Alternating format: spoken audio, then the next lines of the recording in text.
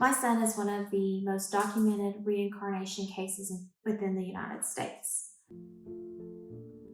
At the age of 5, he began having extreme nightmares, and we got in touch with a doctor by the name of Jim Tucker through the University of Virginia that researched children that believed they had had a past life.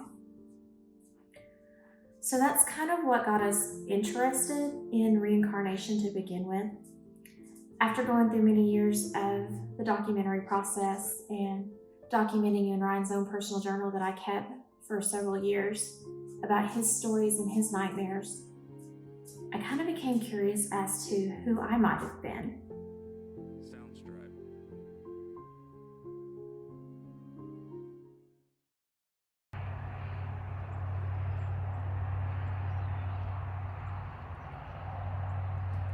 So he began to tell stories about how when you came back, you wanted to make sure that you chose somebody that you'd already loved before, or you picked somebody that you had something left unresolved so that you could make amends for what you'd done in a previous life. Kind of like you carried your karma over from the past and you needed to sort it out on this side. Kind of like a retribution type of thing.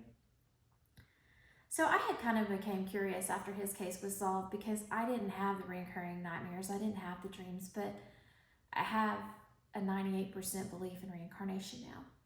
So I'd wondered, who had I been? What kind of phobias did I bring with me to this life that maybe I had before? What type of interest or things that had always just really touched my soul? What had it covered over from the person that I had been?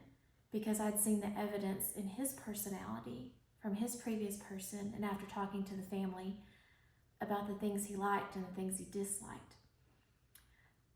Just so happened by chance that in a bookstore one day, I met a lady who did past life regressions. And we began kind of conversing back and forth, and I told her a little bit about my story and how my son was currently on a show called Surviving Death that I had wrote a chapter for, and it was on Netflix.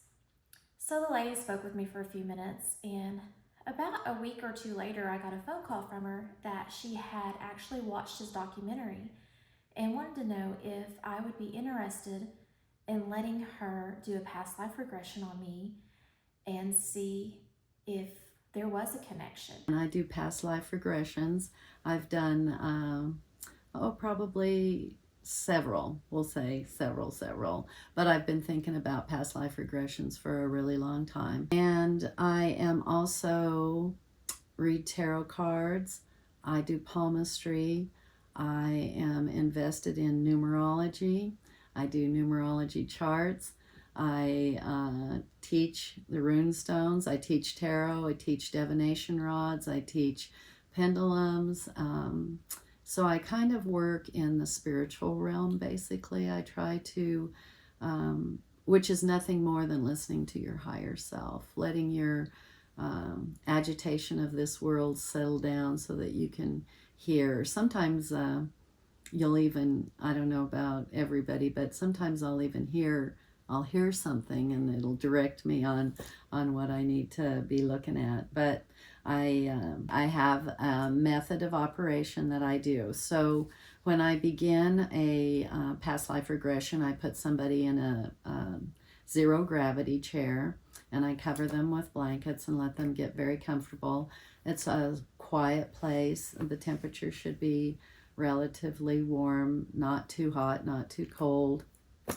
And then I just begin talking. And it isn't that I do hypnosis, it's more in that hypnagogic area where you're sort of just about to fall asleep. You're just so relaxed that, but you're still aware of what's going on around you. And so I begin taking them down a guided meditation, and then they open a door. And once they open the door, I just ask them basically what they're seeing. And I maybe help navigate a little bit, but I don't input information like, oh, so you see the sky, is it blue? You don't want to put that suggestion in there. You want them to be able to see. So when I was regressed for my past life regression, it's kind of like you're watching a movie up here on your forehead. So you've got a vision projected out here, but it's really inside your head literally, but it seems like it's kind of on a screen right out here in front of you. And you're basically just watching a movie that you don't have the script to. But as the person is lying there, they just talk about what they're seeing. And then I write down everything. I'm just scripting the entire time. Once I get that, that session usually lasts anywhere from about an hour to maybe 90 minutes. And once I get the script written down after the session, I go through all of the script and I highlight the important things like names, dates, colors, structures, landscapes, anything that seems pertinent. And then once I get that done, I do kind of a temporary mapping. It looks like this. I do it real messy just so that I can get it down, because after I take a look at it, then I make a really nice one that has, because then I cluster everything together that's pertinent so that it draws out on each one of the topics. So if someone has 3 or 4 people that they've seen and talked to, or maybe they have a landscape that they're dealing with, or maybe there's a situation that is going on. And then if I get dates, I write down the dates and I say what's going on in that time during their discussion. Now this particular one, she actually knew her name, and she actually knew several years that had happened during the lifetime and events that happened during it, which is pretty extraordinary compared to some of the sessions that I've had. So I could see this beautiful woman, and she had dark hair, and she wore very red lipstick. And she was young, and she lived in an old, drafty 2-story home. And I was able to tell her that I had been from Joliet, Illinois. And I was able to give her the year I was born. I gave her what I changed my stage name to, because when I was 16, I saw the death of my little brother. I had watched him drown. And I told in great detail about her watching her brother drown, and what it was like to watch somebody you loved die, and how my mother had blamed me. And my mother had been a very religious, very judgmental woman, and she didn't like the fact that I wanted to be a singer. She had taught me how to sing in church, and she didn't plan on me to carry it forward into the type of nightlife that she would not have approved of. So at 16, I ran away from home, never to return, and I ended up in Chicago.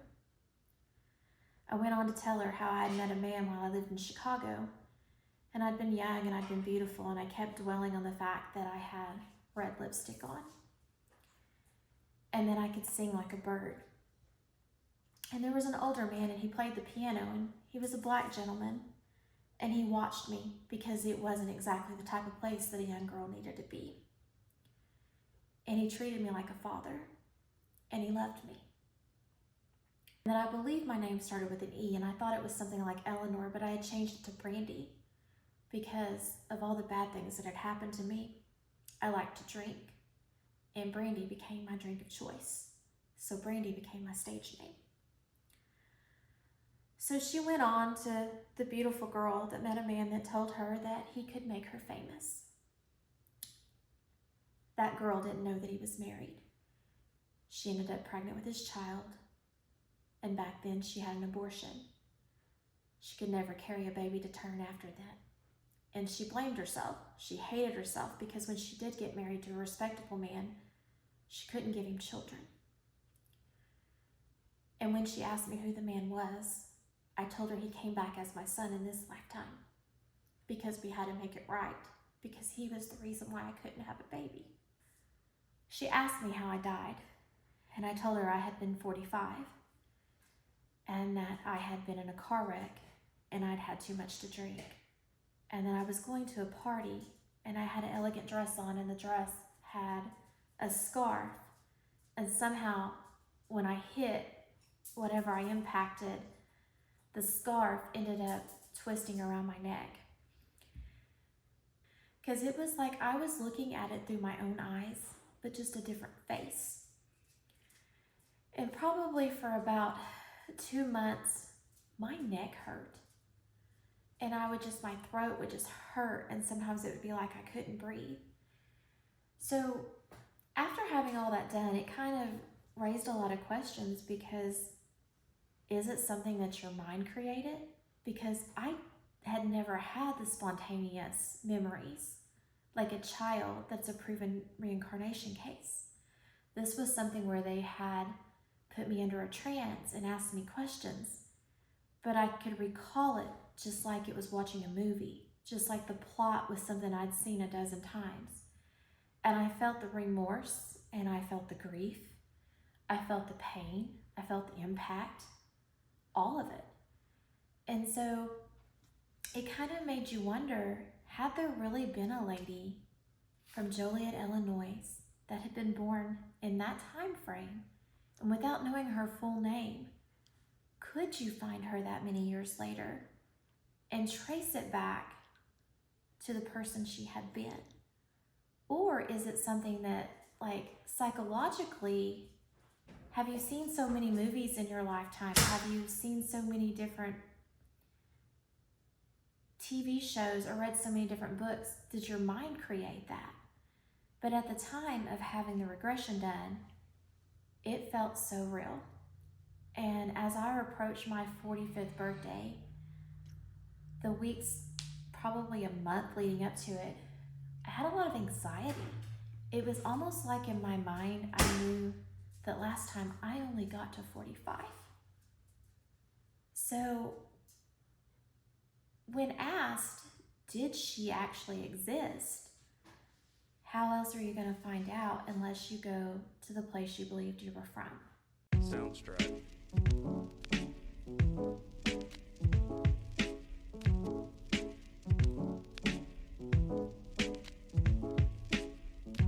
Soundstripe.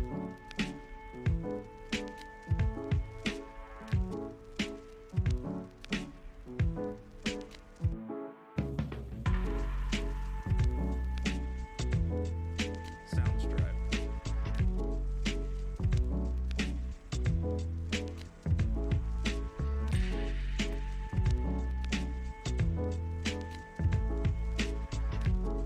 Soundstripe.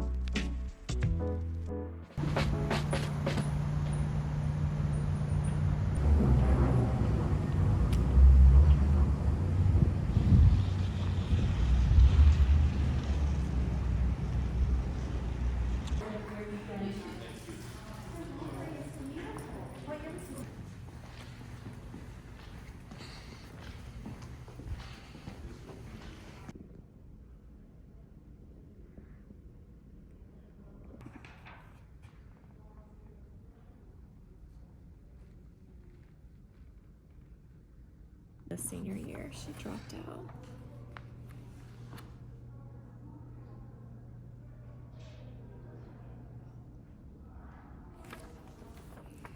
None of these girls are as beautiful as what she was.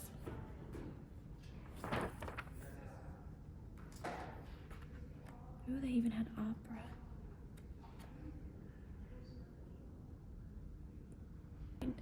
And it would be like a regular school yearbook that had first and last names, but it's all only if you were a senior. And if you left home at 16, you didn't make it to your senior year. Finder. You know, if you never were famous, if you never did anything noteworthy, you wouldn't be findable. After this many years, you wouldn't be findable. Maybe that's why we're not supposed to remember what our names are.